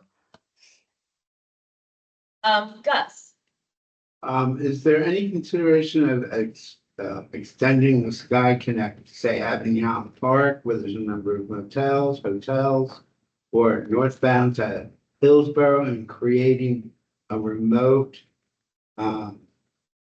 get on, get off, people get off at Hillsborough Avenue on the God, what's that? The Veterans, and instead of having to come all the way down and into the traffic, into the Spruce Street area, and then coming through those bridges, remote boarding areas, whether it be on Spruce or northbound, on Hillsborough, which is where employee parking is, and then they ride those little buses from that employee parking lot and zigzagging in between the taxiways and the runways. Is there any thought of Right. extending the Sky Connect to a new southern border? Not necessarily the I always thought the multimodal would be the end of the Sky Connect, where you could get into the city system, or some use of the what do we call it, transit way on the highway. I saw Sky Connect right down the center, right to downtown. And that would provide us a more integrated transportation system to the airport. Right. Is there anything thought on the north and on the north side to Hillsborough? Because that's a sizable distance of traffic. You're right. So, to my knowledge, there has not been conversation about bringing it up to that. This is our employee parking lot up here that you were referring to. Not in that regard that I'm aware of. Now, way in the future, and I mean, this is probably way out there. There was talk about building a north terminal facility, which would essentially go in this space. And the Sky Connect, where it connects to the terminal here in this space, was also designed similarly to the rental car facility, to where it could accept and it could be extended to take you to that north terminal facility. So it had the capability of having, it was built in a way that you could connect and extend that Sky Connect out. But the original intent, to my knowledge, is that it went to a north terminal facility. Now that is something that, is really not in the cards right now, but is something that, we know is something that could be done in the distant future.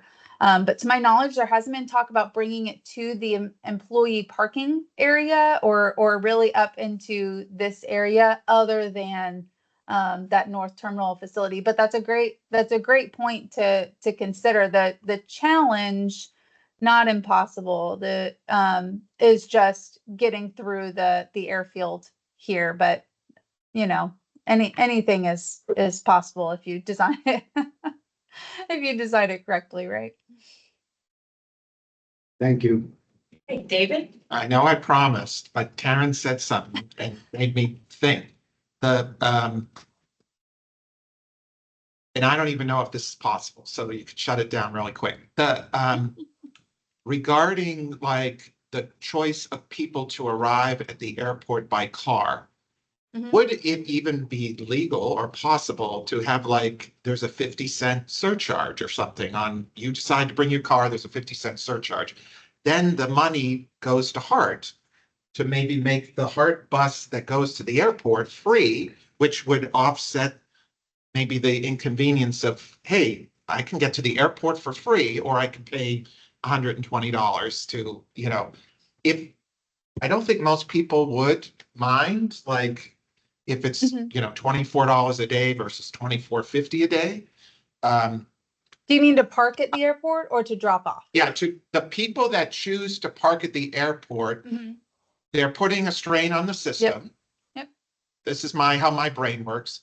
Could the airport have a little surcharge on the parking rate, fund that surcharge over to Hart, where Hart then could use it to fund like free transit, and they could market it like, you don't want to pay $30 at the airport a day or whatever, ride us for Yeah. free to the airport. I don't know if that's even You possible. know, I'd have to ask that question, but my instinct tells me that might be tricky because if we're charging for, there's a lot of regulations about Yeah. how we charge our passengers and where that money goes. So when we're charging our passengers a parking rate, or when we're charging them for anything, we have to make sure that that money is being used for at the airport. So where I think that might be tricky is if we're giving a portion to another entity that's not at the that's driving into the airport, but it's not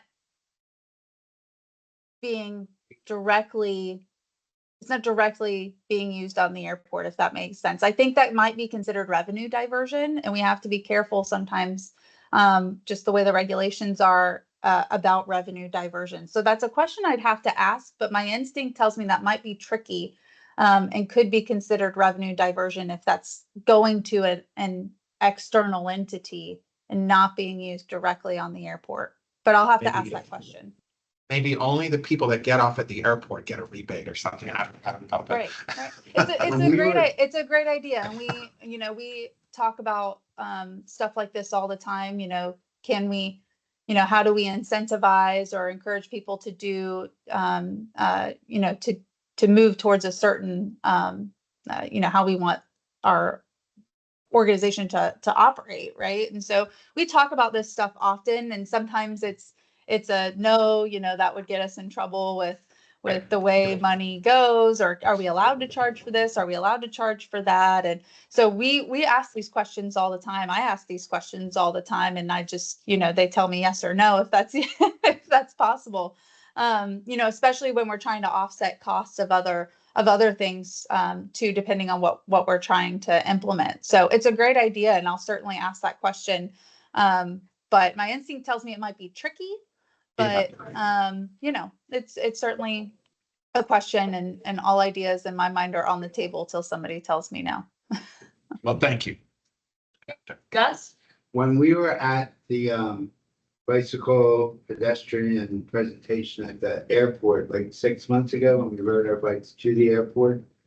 And that's a congratulations, because there aren't many airports that provide bicycle parking like there is at the rental car center.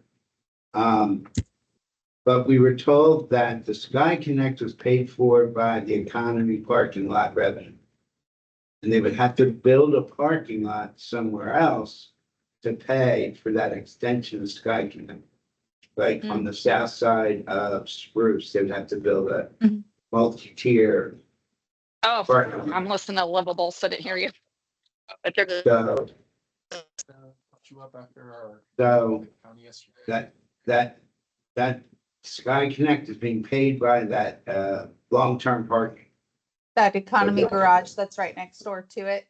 Right, between that and I think some money from the rental car center. I think there's part of that tax Some is funds there. paying for it. So that's why I understood that they would have to build a facility for it to go to that would generate some income, whether it be remote drop off, whether it be a surcharge or, like you said, Right. some kind of incentive so that the cars don't go into the airport. Right. And then there'd have to be some way to generate revenue. Because it's not hard. That's running that part of the transportation system at the airport. So I think that's where like the money coming in from transferring between Where that agencies goes. becomes the issue. Right, right. But I mean, building a south side or north side remote drop-off facility would possibly fund that additional Skycam. That's true. We have the other tricky part that we have to navigate is where we construct. So really we're kind of mostly limited to the property that we own. So constructing on an off airport property gets tricky. You know, if we're paying for, something. So it's something that we have to navigate. And like I mentioned, there's conversations about intermodal facility and, there's those conversations are out there. We're kind of, but those are other entities kind of spearheading that. And we are being brought into the, how would we bring that into the airport? Where would that go? So we're tied into conversations. And I think it's a great idea to get people in and out of the airport as efficiently as we can. And I'm a huge proponent of that. So, where we can find opportunities to, take cars off the road and get passengers in other methods and other means, I think is a huge opportunity. Thank you. Nicole? I just have one question. We're talking about passengers getting to and from the airport, but what about employees? I know you showed like an employee lot expansion, but does the airport provide any incentives for their employees to use transit or pay for transit passes for their employees or something like that, just to in that effort to get cars off the road? Yeah, that's a good question. I don't recall that we have an incentive program to use transit. We have an employee parking lot up here on the north and you get bussed in. So we were talking a little bit about that before. We do have an employee parking space on the first floor of the long-term garage right here. And then employees at Sky Center park over here by Sky Center over in this area. Now, I don't know. And I say that only because I have been with the authority for under a year, but I don't recall that being something that somebody mentioned to me. But I don't recall that we have an incentive program for transit, although I know I've seen other airports that have done that.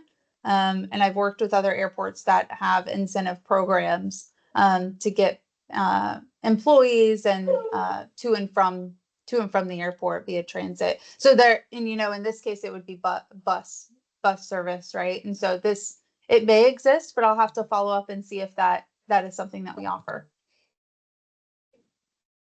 Okay, thank you so much for your presentation. Not a problem, anytime. Thank you all. Elizabeth. Hi, good morning, Livable Roadways Committee. I know it's been a long morning, great discussion. I promise you I will keep this short because your conversation is really important. So Elizabeth Watkins, CPS staff. I'm here to give you a couple updates on how we are going to be tweaking our priority list and our transportation improvement program to enhance transparency and just try to get as many things funded as we can. The right presentation. So I'm just going to walk through. Okay. So, one of the things we do here, we can't. I don't know if you can share it. That's fine, sorry.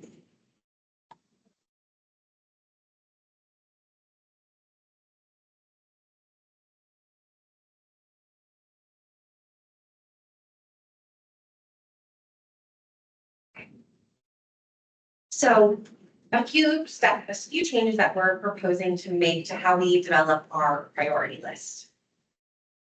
Before I get into those specific recommendations, I just wanted to reiterate what the priority list is.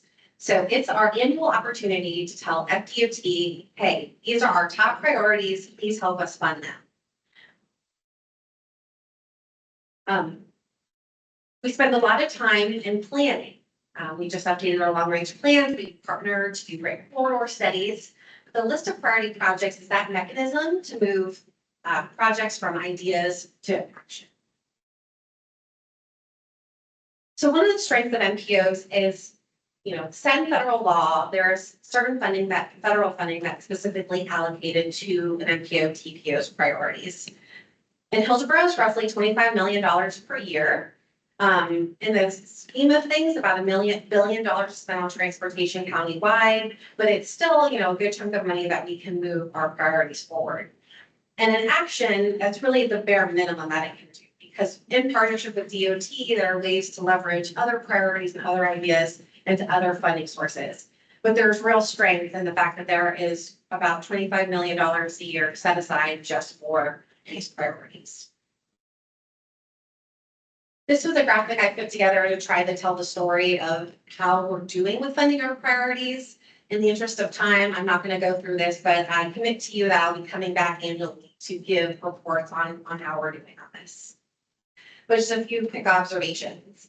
Right now, we've got almost 100 projects on the list, and there's a number of reasons that. Some of these projects aren't ready to be advanced. Some of them are at different phases of project development, and we can help find homes for those to help those ideas and those needs be further studied. And then when they're ready to be implemented, get them on this list and get them queued up for implementation. So there's 3 things that we're going to be doing. The first of which is separating our transportation improvement program from our priority list. If you'll recall, in our current transportation improvement program, there's a series of tables that kind of couches them all as the same thing. And while there's a relationship, they are very different. The priority list is essentially the statement of, we need this to be funded, and the transportation improvement program is, this is what's funded. So they're related but different, and I feel by separating those, they could maybe be a little bit clearer to the community. Another change we're going to be making is shifting the prioritization of the categories based on the 2050 long range plan. So currently, state of good repair, #1, vision 0, #2, and smart cities is #3. And there will be a bit of a reshuffling of those top 3 priorities. As you can see on the proposed column, smart cities first, followed by state of good repair, vision 0. This doesn't mean that there won't be projects in these other categories funded. It's really just going to kind of shake out the list of it. And then finally, we're going to be developing kind of some business rules to how projects get on the priority list, making sure that they're ready to go and that we have all the information we need to get funding on them. And then we're also talking about something called a TPO supported project delivery pathway. And I'll just give you an example to illustrate what I mean by that. So the TPO is an interesting entity in the fact that there's planning money and then there's implementation money. And we had great success working with Plant City over the years. So in early 2021, they approached the TPO and said, hey, we really want to study this canal trail. So we partnered with them to do a feasibility study. Then the next year they turned around and submitted an application to be on the priority list to seek funding. Then just this year, it is programmed in the Transportation Improvement Program with design funded for 2025. The stars really had to align on this one, as you all know, and you're very familiar with how things are funded and how the process goes. But this, in my mind, is something that we should be striving for, identifying needs and then moving to implementation. So there's just a little bit of the background. I know I sped through that, but I wanted to make sure there was time for questions or not. I just want to say that we actually approved this at the TPO, and the theory behind it is that there are so many projects that are sitting and waiting, and they've been put on the list because they're looking for like grant funding or things like that, and they have to be on the list for that. But they don't have an application, they don't have any planning. And the idea was to take down the list to stuff that's really doable. And you're welcome to come on the list, but you need to have all this stuff. You need to have ducks in a row before you join the list. And and going back to quickly to the smart cities, the reason that was chosen to move to the top is because it's something that we can do. Smart cities is focused on signalization, improving intersections, that sort of thing, which helps traffic, but also helps Vision Zero. So it kind of all does go together. But the reason the smart cities came is because that was basically the #1 choice on the survey that they sent out, was people just want to move around in a better way.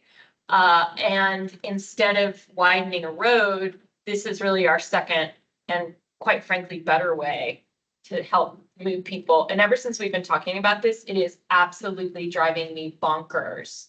One of the things I would love to see TPO study is we have a huge blocking the box problem in the city. If you don't know what blocking the box is, it's, I'll give you my favorite example, Florida and Hillsborough. I drive north on Florida, and at Hillsborough during traffic times, everyone's trying to beat the light to go east. And so there are like 3 cars in the intersection when red hits. So no traffic can go north on Florida. So for half the time that the light is green.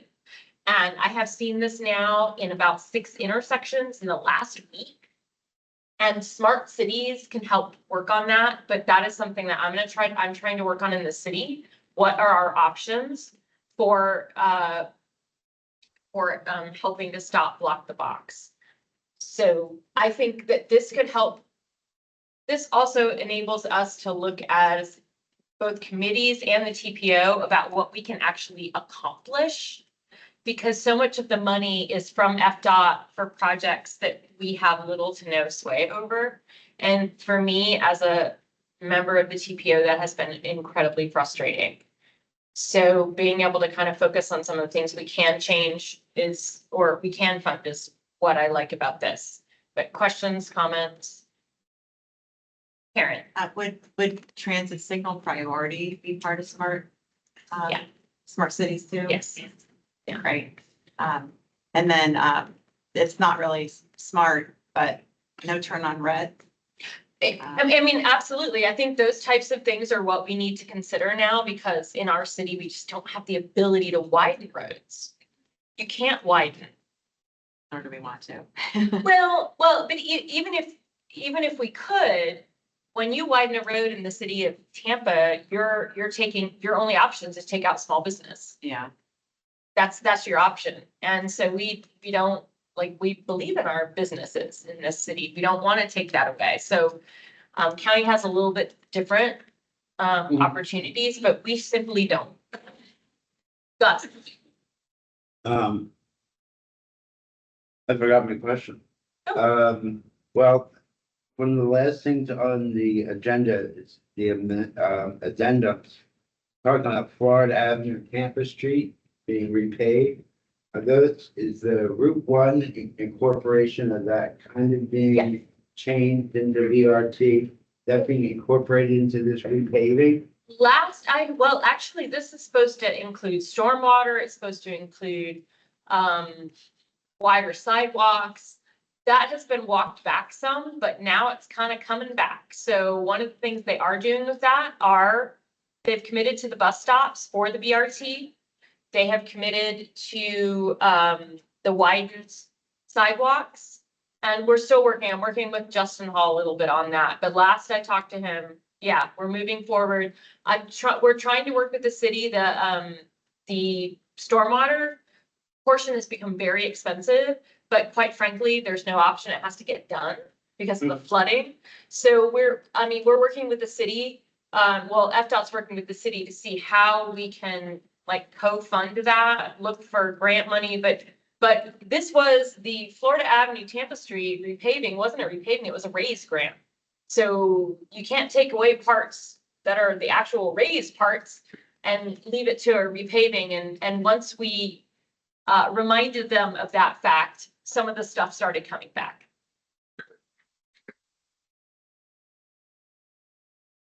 Anybody else with ideas for how this might change things? Just, yeah, well, we'll see how it goes. I'm excited for some change and maybe some looking at things in different ways. Okay, is there any old business today? I do have a few things Okay. myself. I'll try to be quick.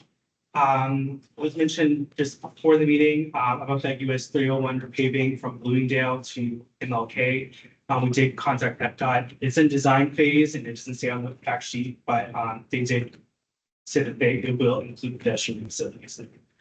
And then the Washington Street earmark, Billy Schmidt from PEPDOT, stated that on the status, there's an agreement drafted and sent to the city. That was on October 24th. And then he requested PEPDOT, that the partially executed agreement and resolution be returned by January 10th. And then I have a few stats on earmarks. There were 15, there's on average, 15 projects are requested annually by state senators and Congress members. But 3 projects since 2020 have made it into the work program. There were earmarks, one being I-75 at Big Bend, the second being 22nd Avenue and Selman Expressway intersection stabilization, we mentioned before. And then the third one being the Washington Street. So just wanted to follow up. And then I didn't know, Omar, if you have like any stats you could share about the excitement of the, basically I call it the pre-test of the Route 1 fare free. If you have any numbers you'd like to share about how successful that 2-week.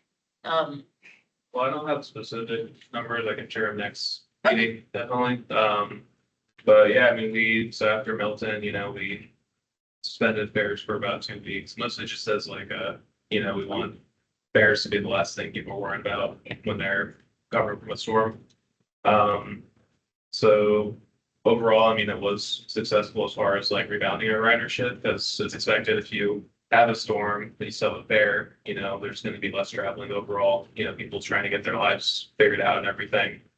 And it's funny, like we submit all of our like revenue hours, ridership, everything to like the National Transit Database, FTA. And so they're going to see it's like we operated less revenue hours, but we have more ridership. And they're like, what's going on here? And we had to like let them know, like, there's a hurricane, we went free fare. And it does also generate excitement about, like you said, like the Route 1 going fare free, which I think is exciting. And we'll see how it works like operationally, when it kicks off January 5th. But yeah. January 5th. Okay, we do have a date. That's when the markup goes into effect for our service changes. So we're hoping to have it lined up for that. Okay. So maybe I spoke too soon on that date, but. Well, I had a meeting with Scott yesterday, so he was still talking about, what the options. Well, the 15-minute frequency and all of that. Okay. The goal is for that to go into effect all at the same time with any other service changes we have. So. Yeah. So very excited, and I'm working with a group, with a whole coalition on getting marketing around the Route 1. So I'll be sharing that here as I have more information on it. Gus. I take the 275 now to go to work 2 days a week. And yes, and I take the first bus in the morning at 6 a.m. So there's a small amount of people, regular people who are riding it from downtown to the university area. But in the afternoon, coming home, the bus is packed coming down Bruce B. Diamonds. Now, both of the people do get off at university area and transfer to other. But I am seeing an increase in the number of people riding to downtown. So I would actually be taking the bypass for the Route 1. But is there any consideration of increasing that to once an hour? If you miss the bus on Bruce B. Downs, you're pretty much sitting in the sun. There's no real bus infrastructure for an hour for the next bus. So that's something to consider. Yeah, so right now, Parks underwent like a comprehensive operations analysis. That was like part of a recommendation for that dot site to see like, what we can do to make our system more efficient. And, I think coming out of COVID, we are still operating at like those pandemic service levels because it's just, we haven't been able to look at the routes that are, a lot of routes that are hourly now that we can back to 30 minutes. We're just not able to right now because costs have ballooned a lot. But as far as the efficiency of our service right now, like one of the preliminary findings of that operations analysis, because one of the things, like, okay, like where can you, for lack of a better term, trim the fat on the service? And there's nothing we can trim right now. It's what the initial finding is. It's like, you're really kind of maxed out with what you're serving. And the answer is more service. There's nowhere we can really cut. But You're gonna- this becomes a money issue. And you're raising fares in January, correct? No, we're not. Like on the bus, you mean? Yeah, we're switching payment systems. Yeah, we're just switching, we're eliminating the paper cards, but there's not a fare increase with that. I think the newspaper reported that there's, No, that's the streetcar. as a street Yeah, car. Yeah, they're thinking about putting a fare back on the street. Okay, Yeah, not the bus. okay. I read that the entire system was increasing, especially when they switched to Flamingo fares and they stopped the only cash. Yeah, if you use the Flamingo fare card, it's gonna be the same, like, it'll be the same fare that we have right now. Yeah, $2 one way standard and $4 all day. Emily? I had some new business. Okay, great. A Walk by Tampa is hosting its annual awards ceremony tomorrow, the 21st, from 4:30 to 7:30 at Shuffle in Seminole Heights. It was a really fun event last year. We've got some great award recipients, and a big discussion and celebration of World Car Free Day and where we can improve and go from there. So I hope many of you may attend and invite your friends. Oh, I'm so sorry I can't go. We have a night meeting, but we'll be celebrating from the dais. Danielle? I have new business as well. I just wanted to let everybody know that the city of Tampa opened McDill 48 Park on Tuesday of last week. It is a 48-acre park with a shared use path, well, a paved walking path, shared use path that goes from the bottom of Martindale Avenue, Skyview Park, over to oh my goodness, Dolphin and Napoleon is where it empties out. There's a boardwalk. If you do the paved trail and the unpaved trail, it's a 1 mile loop that goes on the south side of this new lake, all the way around the lake and comes back out at the picnic shelter. These pictures I took from a drone in June, so it looks a little bit different now, but we have a 10.5 acre lake with all this amazing recreational space. When you're walking the trail, when you're in the park, you have no idea that McDill Avenue is right here. So if you have a chance, come check it out. It's really awesome. And I will say Friday, I was out with Keep Tampa Bay Beautiful doing a tree planting down here, and there was a bald eagle flying around, which is pretty cool. Yeah, it feels like being like back in North Florida. It's like very, very remote within the middle of the city. I also wanted to add that the lake serves as stormwater drainage for that neighborhood, and neighbors in this area who have had massive street flooding in the past reported no problems with mildew, which makes them an isolated case in South Tampa and a really extraordinary accomplishment. Yeah. And they're actually not even done yet connecting all the stormwater pipes, which is really cool. So it was a partnership between Parks and Rec and Stormwater to have this, come to fruition. I spent a lot of blood and tears out here and sweat over the last year and a half laying out trails and stuff. It's really incredible. If you have a chance, go check it out. It's definitely worth it. If you need to park, if you can't walk or bike to it, you can park along Skyview Park. We don't have parking on site. Wasn't this a federal piece of property that we were required to use for stormwater? So no, actually, it was an ELAP property we acquired Okay. around 2003. And we Parks and Rec actually we have an agreement with Florida Communities Trust and ELAP on how we can and can't develop this site. That's why there's no parking on site. That's part of the management plan that we have in place. But then Stormwater approached us, I think in 2000, to see if they could put in a stormwater facility, and working together, everybody working together, we have this incredible ecosystem that also functions as stormwater storage, but it's still a park at heart. So just come out and see us. Yes. Anyone else? Okay, motion to adjourn? Second. Second, okay, so I have a motion and a second, all in favor? Aye. Okay. Have a wonderful Thanksgiving season. We'll see you in December. That's all.